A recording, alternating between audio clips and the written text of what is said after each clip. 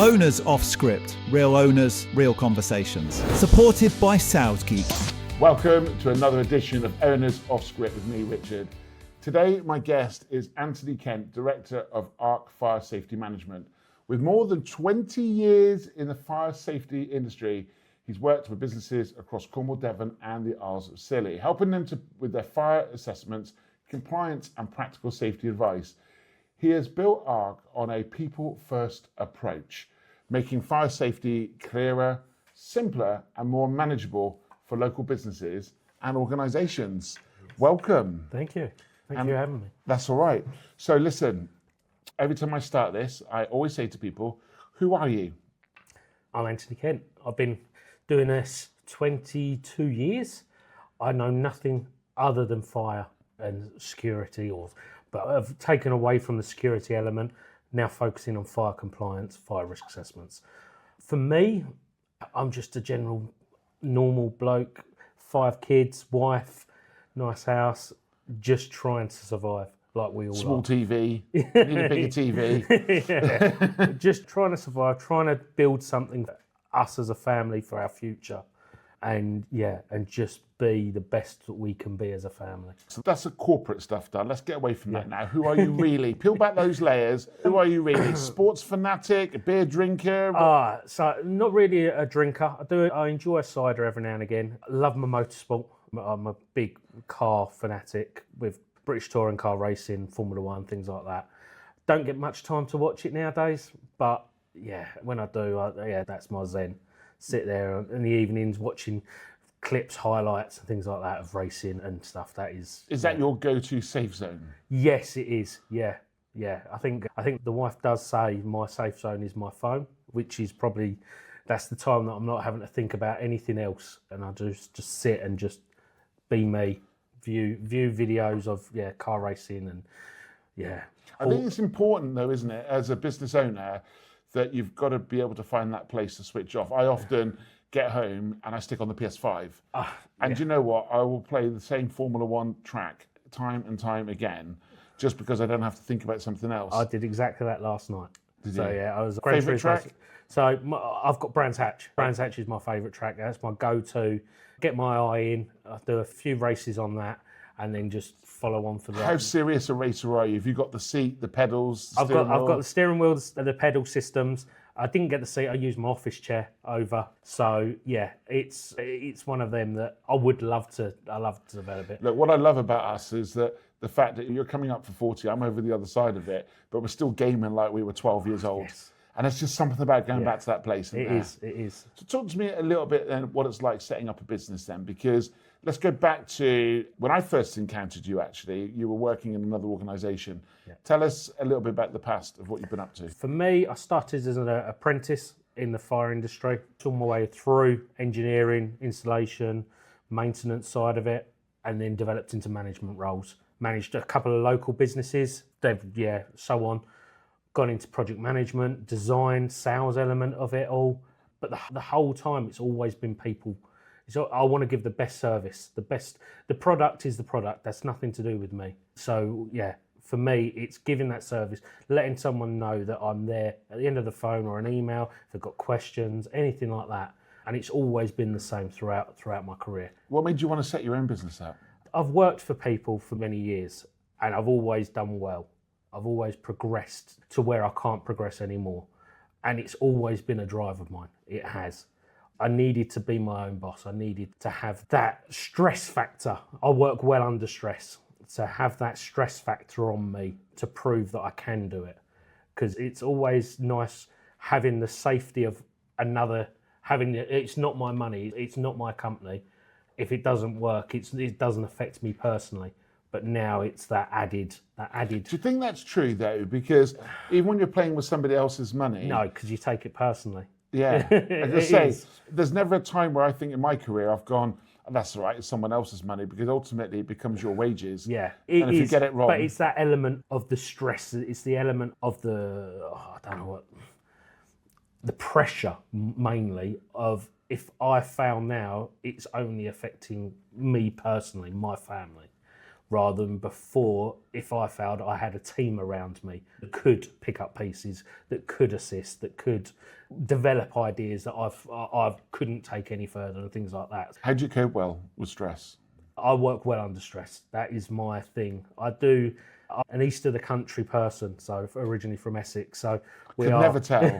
we are quite loud and quite leery, and I think my way is I'm quite a flamboyant, I'm quite loud, as you can gather, and that element of it, I think my stress comes out in my behaviour and my mannerisms. Some people love how I am. Other people take a while to work out, but as soon as they know me, they go, yeah, that's just how he is. Has that been a challenge for you though? It has, yeah. I've had to tone a lot down over the years.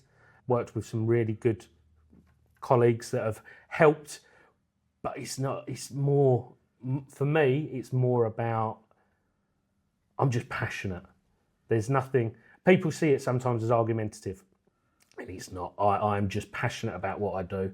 I know what I do. I know the regulations and laws and so on and so forth. So I'm just a passionate person about doing the best I can. That's all. Do you intimidate people? No. Do you think that passion could intimidate people? I don't think it would. No, I'm not. I've never felt like I've come across as intimidating.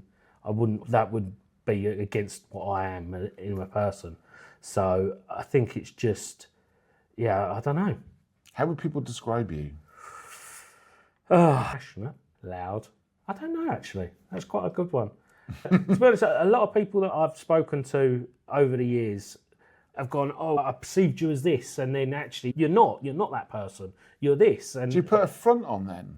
And then underneath that, are you quite insecure? I think it takes time for me to build trust in people. It does. It is one of my biggest things is that, yeah, I'm there to prove a point for myself that I can achieve and can do this. Same with the business. It is one of them that I want to achieve and want to grow it, want to develop it to the point that I can support my family and kids. I was going to say, why do you want to do it though? What was it you're trying to prove to yourself? That I can do it. That is it.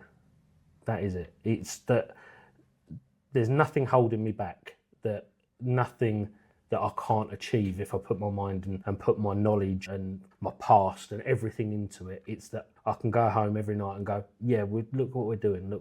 I think any business owner's the same. They've all got their own goals, whether or not they're secret in their head or they're publicised with colleagues in meetings and things. Everyone's got their own little goals in life to get somewhere and to do something. What does good look like for you? That's a good question. Going home every night, seeing the kids, seeing them smiling. If they want something, if the wife wants something or a family member wants something, I'll be able to help. Not just financially or anything like that, but just someone needs help moving house or moving a car or a car needs repairing, things like that. Just being able to help. Is it not your logo on the side of Jason Plato's car? Yeah, I wish. I do wish, especially with the new team, the publicity he's getting. That would be a good point. But yeah, no, I'm just a little man, little business. I couldn't even think of the cost of that. Do you have a limit to what you can achieve? Individually, yes. Yeah. I'm just, like I said, I'm just me. I'm just one person. My limits extend as soon as my wife helps, as soon as the kids cheer me up if I'm a bit stressed and things like that, and having conversations with how the kids are getting on. So yeah, it is that I am a singular person. So my limit, it stretches day to day depending on everybody else. But yeah, there is limits. You mentioned your past. What's happened in your past to define you to where you are now? So, a little bit about me. I was adopted. My real mum died when I was 3 or 4. Got put into care, then adopted. Lovely family. Not so much now. Everyone's gone their separate ways as life's gone older. But for the last 20 years, it's just been me and my mum, my adopted mum. But great lady. But I think it's having that. The times from like 16 onwards where a boy needed that guidance, needed that support of a dad, needed that to turn from a young boy into a man, I never really had.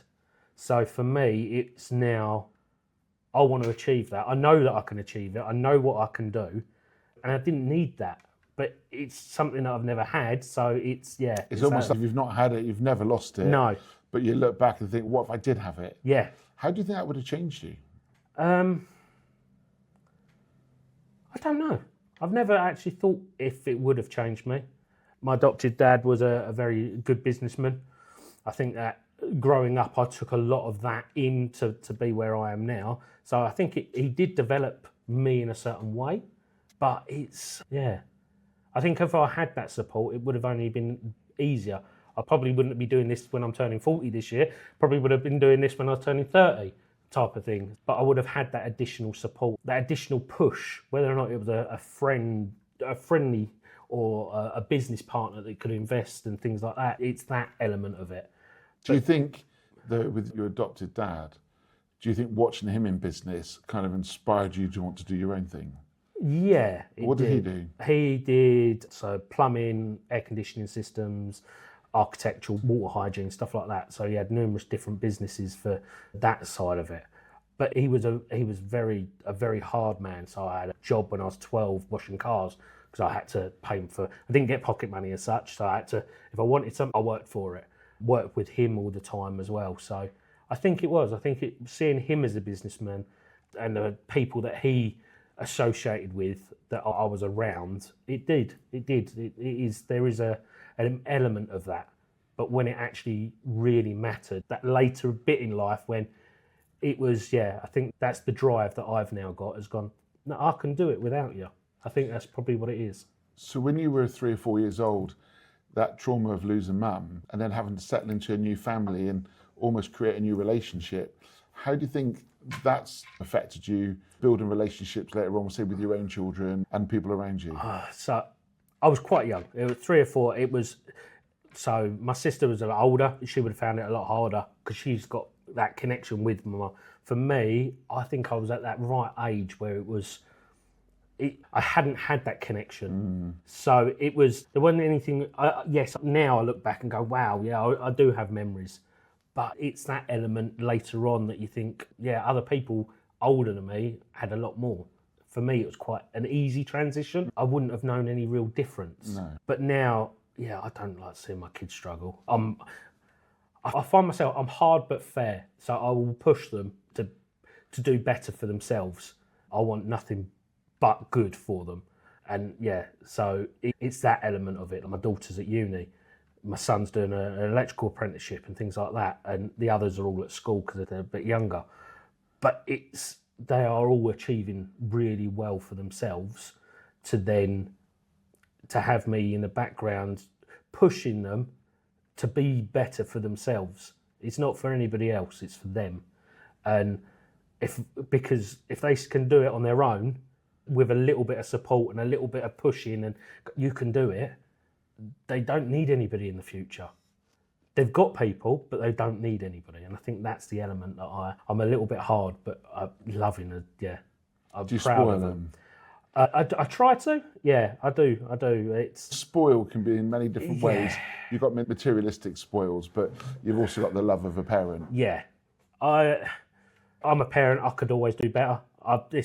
From the first one all the way through, everyone's different. Every plenty of experience for 5 of them, right? So by the 5th one, you should have nailed it, right? Yeah. Plans for any more? No. Okay. No, the youngest one, he's got a disability, which that was it. It was, we thought, no more. And how does that sort of translate into your daily life then? Because depending on the disability, of course. So he's got cerebral palsy. So he was born with a lack of oxygen.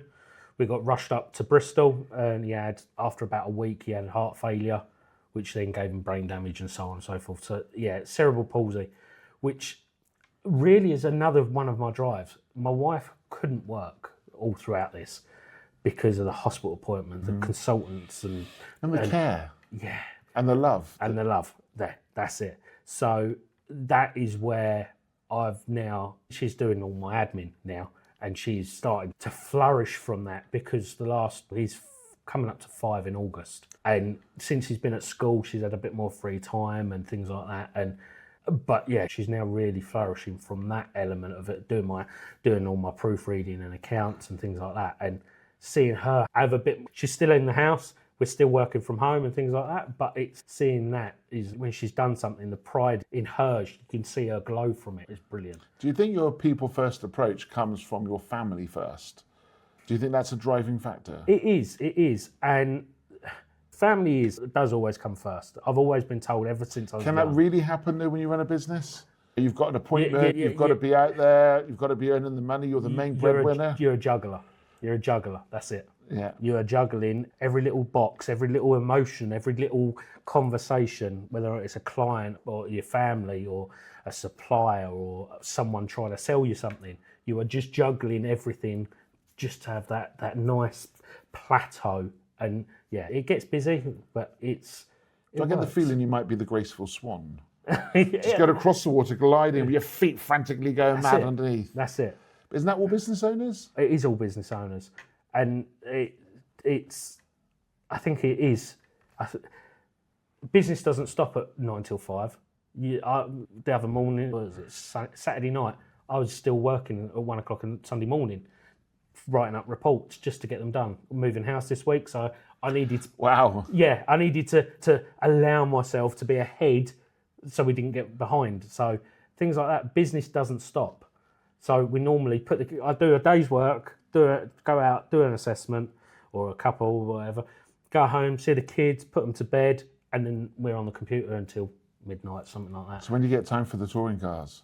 Every now and again. Okay, hence the highlights. Hence the highlights. Yeah, that's the best thing about the touring cars though, is that when it's on a Sunday, and it's from 10 o'clock in the morning till 6 o'clock at night. So the TV is on, whether or not it's the actual touring car event or one of the supporting events. It's the TV is on with it, and the kids know that's. So how do you balance work life and home life? Because often people come to Cornwall and they go, "Oh, it's a lifestyle county." But how do you balance work life and home life, or a lifestyle sort of income? Wish I had more time off. Wish we had more time to go out as a family. Costs of everything, time is a massive factor for what I do. Holiday lets, changeovers and things like that for fire risk assessment. They want us in on a Saturday when they're doing a changeover. I can't go out with a family then, things like that. So what's your regrets? Running a business, setting up a business, what are your regrets? Hadn't done it earlier. So not time? I think I would have had the time now if I'd done it earlier. Yeah, I think. But would you have known as much back then as you do now? No, 100%. And every day's a learning. Every day I learn something new, whether or not I'm scrolling on LinkedIn and seeing other people's opinions or views on things, how other people are managing their companies. And I speak to a lot of business owners and listen and sit down with them actually when I'm talking about risk assessments. And you sit in their offices while you're discussing, they're having phone calls, and you're just like, you have the same issues, whether or not it's just bespoke to it's similar issues, it's similar conversations. We're all in the same position. You are all fighting to better yourselves, and it's quite interesting to see that. But yeah, regret wise, I would say hadn't done it sooner because the wife was pushing me to do it. What stopped you? I was scared of failing. And scared that I couldn't support my family. They're fair comments, right? Yeah. They're fair. You've got 5 children. Yeah, it was. Yeah. But I bit the bullet and said, no, enough. So what was the turning point? The company that I worked for just before I started up on my own, it wasn't going great. They were a large company, 600-700 employees, and it got to the stage when I joined them, it was quite family orientated, so that everyone knew each other, and then it got progressively worse and worse, and it was the stress, and I was unhappy. It was, yeah. Was it affecting you at home? Yeah, it was. I'd come home, I'd be tired where I'd be on the road all the time, and I'll admit, you take it out on your family, you take it out on your close ones, where you just want to decompress. You'd get home, and the kids would see in your window, so you wouldn't just have 5 minutes to sit in your van or sit in your car and just, okay, I'm home now. You're in straight away, and you're in dad mode and husband mode, and you're doing this, and you're trying to, and in the background you're like, back of your head, you're like, I've still got this to do for work, I've still got that to do. And your phone's still going. And it did really affect me because I didn't have a shut off. So how did it affect you? I've got to admit, I was getting depressed. It was quite a depressing mindset. I wouldn't let myself get depressed as such, whether or not you can say that, because I'd say I would be unhappy in myself. I wouldn't want to get up in the morning, and that's not like me. I've got you down as this big gregarious character. With, I imagine you're the party boy when we go out somewhere. You'd be the guys shouting chug chug in your heyday. Yeah. Back when I before was 5 kids and you can sleep in. Now I'm more of a sensible. I think the only time I normally drink big is the Six Nations Super Saturday for the when you're out all day for the 3 games. That's usually my yearly. I can't exactly let my hair down, let's be honest, but maybe one of them. But so going forward, then you set up ARC. Yeah. Okay, what is the goal with ARC going forward? ARC Fire Safety. What's the goal with it? To give as many people legal advice regarding fire safety, because there's so many people that are doing it incorrectly. Let's be clear, you're at the beginning of their journey, aren't you? You're not the guy going around with detectors and up on a ladder. No. So for me, I will walk in and do a risk assessment of a property, looking at everything from maintenance, records, policies, health and safety, smoking, everything like that. From, have you got a fire alarm? Is it adequate? Have you got emergency lights? This is what you need. So it's all that before you're what you'd stereotypically call your fire and security companies that come in and maintain them and maintain your extinguishers or install your new CCTV. I'm the bit way before that. And why is that bit important? Because that's the legal bit. That is the legal bit. And that's the bit that's forgotten, right? Every business legally has to have a fire risk assessment. So it's whether or not you are competent as a business owner to do your own. But the first thing that, if anything did happen, the first thing that a judge would turn around and say to you would be, how are you competent? What qualifications have you got? What training have you got? What knowledge have you got? And if you can't answer them 3 core things, you're not competent. Okay. And this is where the standards, for me, it's great because standards at the moment are changing for the competency framework of fire risk assessors and so on. So for me, it's a great door opener where business go, we've done it for ourselves for this amount of time, but we've realised we don't actually know what we're doing. We've printed a sheet off and just ticked it. And the amount. Do you think AI starts to help people get through these sort of questions and answers to make them, do you think AI will make people believe they're competent? Yes, yeah, they do, 100%. Because you can ask AI for, we'll put it in terms of a business. You go, okay, I've got a business, 3 offices, 8 staff. What are my fire risks? What's this? And they'll give you a list of things to look out for. But generally, you'll get a free template off the internet and you'll just tick box it. But if like for me, when I always look and ask for the previous risk assessment, and you get one of them, and I say, okay, you've ticked this. This is a legal document now. You've ticked it, but you haven't actually got them. And they go, oh, yeah, that's why you're here now. I'm like, could have been too late then. Yeah. If a fire had happened yesterday and someone had hurt, you're in court. It's a manslaughter case. It's a scary one. I've got some quick fire questions for you to round up. Are you ready for this? Take a sip of that water and away we go. Who's your biggest inspiration in business? Robert Catanzaro, who used to own Firecrest. The way he is a family man and the way he runs his businesses, I learned a lot from him. Okay. Who's your biggest influence outside of business? Outside of business, probably the wife and kids. That's why I do it. That's your why, isn't it? Yeah, that is my why. It is. Yeah, that is it. So anything that I can do to give them a better life that's why. And what's the next 90 days look like for you? Moving house this week. So yeah, that's going to be a nice stressful time. And then realistically, I've got a lot of fire risk assessments, fire door inspections coming up. I've got a couple of trade shows coming up, a big one up in Birmingham, which is great for this industry, fire industry. And for me, it's generally just try and push. It'll be my first first full, well, we're in April now, so it'll be my first full year coming up in May. So yeah, it'll be a reflection, sit down one evening with the wife and reflect on the last year and see where we can push for the next year. And if anybody wants to find out more about you, go on, you can have a cheeky little plug. Anthony Kent, arcfiresafety.co.uk. All my details are on there. It's been absolutely brilliant. Thank you. Formula One's been an interesting season so far. It has. And I'll give you a number of a touring car driver that I've met. Yeah. I might be able to hook you up with him. Perfect. Buddy, thank you so much for coming in. Thank you. It's been brilliant. I really enjoyed it. Thank you. Hopefully you'll tune in to another one of our editions soon. Please follow and share our podcast and let everybody else know about it. If you want to get involved, then the details will be at the bottom of the page. Owners Off Script. Real owners, real conversations. Supported by Sales Geek.